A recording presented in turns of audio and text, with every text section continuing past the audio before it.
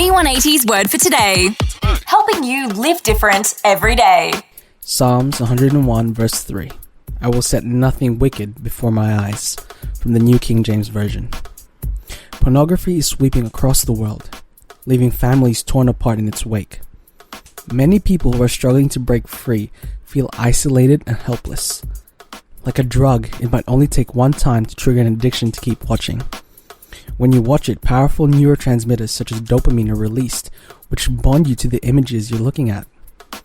According to neuropsychologist Dr. Tim Jennings, any type of repetitive behavior will create trails, neural pathways, in our brain that are going to fire on an automatic sequence. Some churches treat this issue as strictly a moral one, failing to realize it's also a brain problem. We advise people to try more, pray more, and love the Lord more. And that's important. But when you fight the flesh in the power of the flesh, you end up fighting yourself. What's the answer? Your mind has to be renewed. And that's a process. When your brain has been trained the wrong way, it must be retrained the right way. This calls for radical commitment, such as removing pornography from your life, and sometimes walking in accountability with a mature Christian friend you can turn to in times of testing. Above all, it involves reprogramming your mind with God's Word.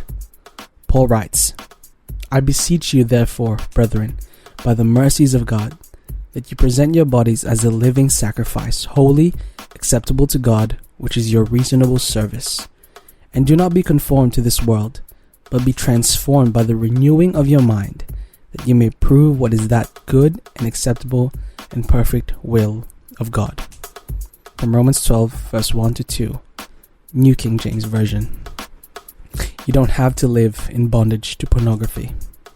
Christ can set you free. The word for today, as featured in V180 magazine. Subscribe today at v180.org.au.